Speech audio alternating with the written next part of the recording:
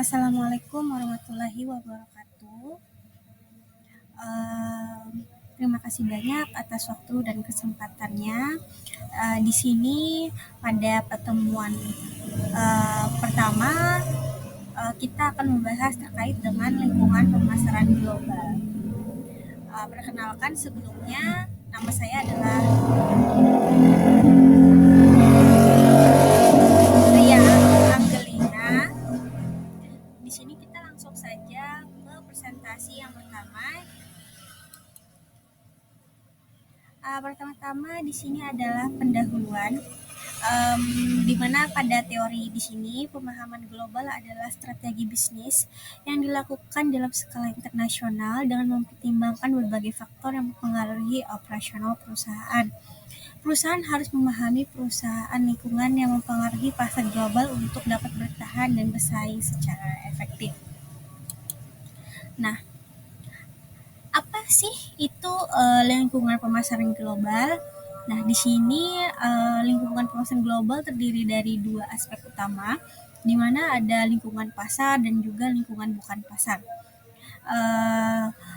Dari lingkungan pasar sendiri itu struktur pasar dan pola persaingan antar pelaku bisnis berbeda, di mana faktor ekonomi seperti inflasi, nilai tukar, dan pertumbuhan ekonomi mempengaruhi strategi perusahaan itu sendiri. Sedangkan untuk lingkungan bukan pasar sendiri itu dipengaruhi oleh faktor eksternal seperti hukum, politik, sosial, dan pemerintahan. Perubahan dalam regulasi perdagangan internasional dapat berdampak besar bagi strategi pemasaran perusahaan. Selanjutnya di sini kita masuk kepada perdagangan internasional. Setelah kita tadi sudah mengetahuinya, di mana untuk perdagangan internasional sendiri adalah aktivitas pertukaran barang dan jasa antara negara yang bertujuan untuk memenuhi kebutuhan ekonomi masing-masing negara.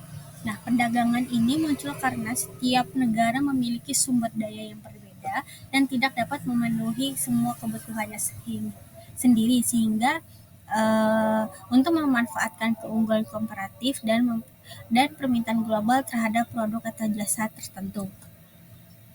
Manfaat dari perdagangan internasional ini sendiri yaitu tentu saja salah satunya meningkatkan kesejahteraan ekonomi, efisiensi dan spesialisasi, meningkatkan pendapatan negara, dan meningkatkan kualitas produk. Pada perdagangan internasional ada istilah-istilah tertentu yang harus kita ketahui. Yang pertama itu adalah neraca perdagangan atau balance of trade, adalah perbedaan antara nilai ekspor dan impor suatu negara dalam periode tertentu. Di sini ada dua macam, di mana ada surplus dan juga defisit.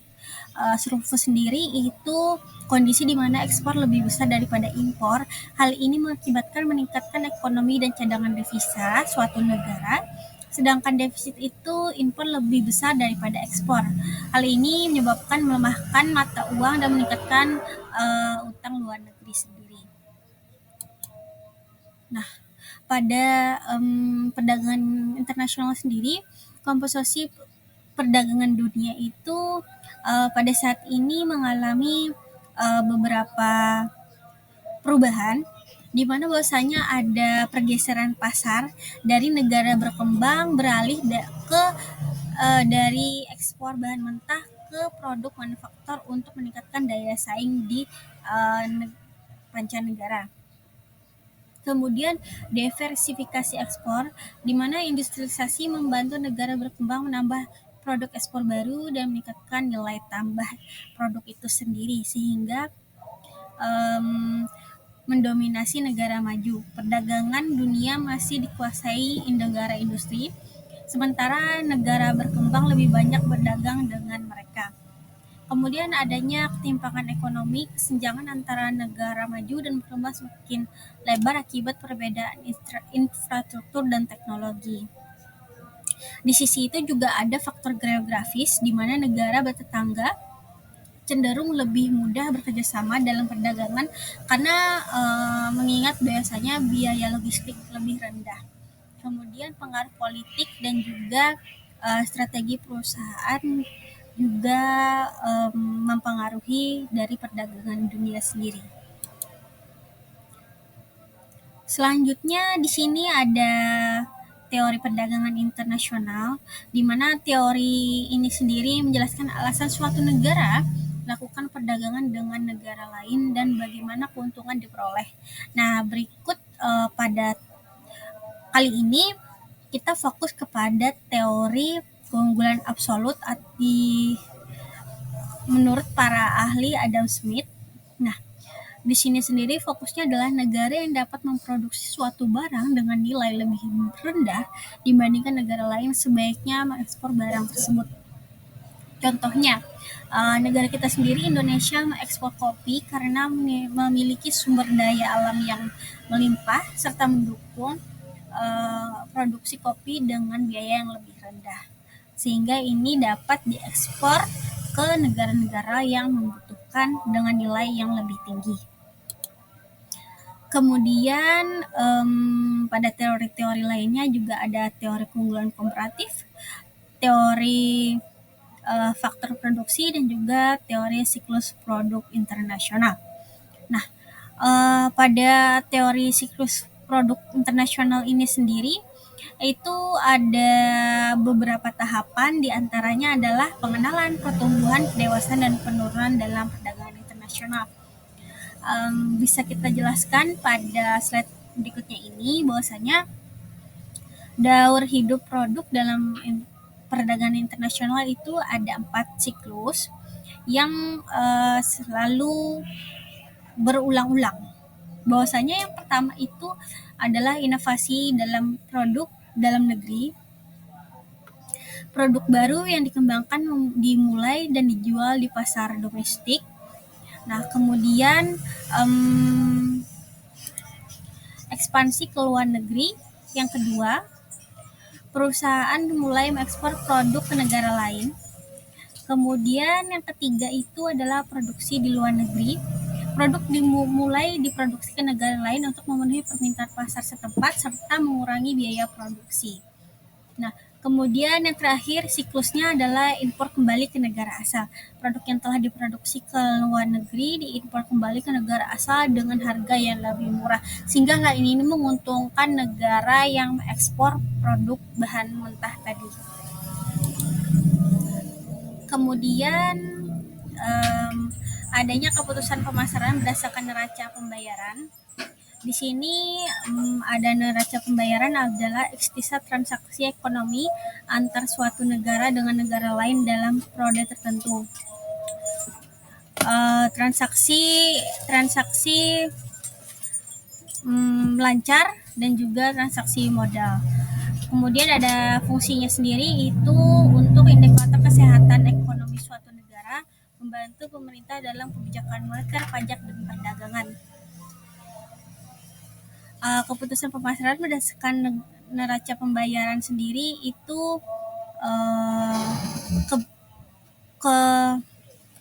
digunakan untuk menentukan lokasi produksi dan pasar luar negeri, mengetahui negara mengimpor dan ekspor, serta menilai potensi pasar ekspor dan impor berdasarkan data yang dimiliki suatu negara.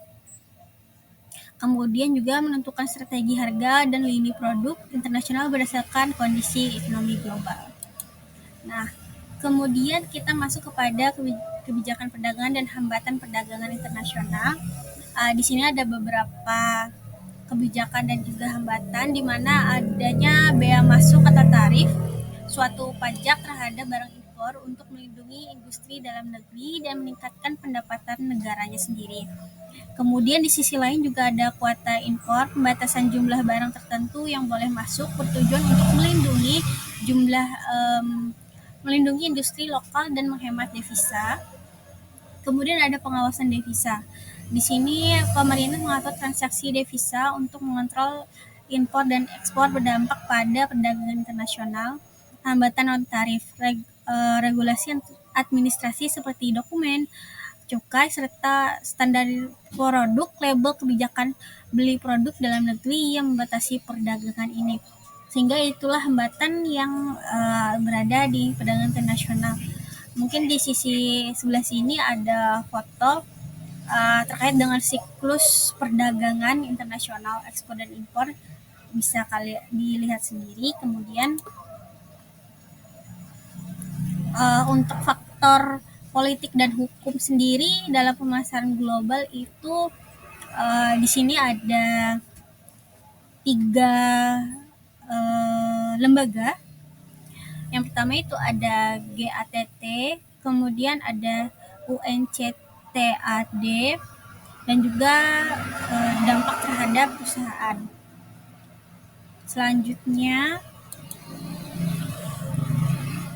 perdagangan timur dan barat. Perdagangan timur dan barat ini sendiri dibagi menjadi dua kondisi, di mana blok timur dan juga blok barat.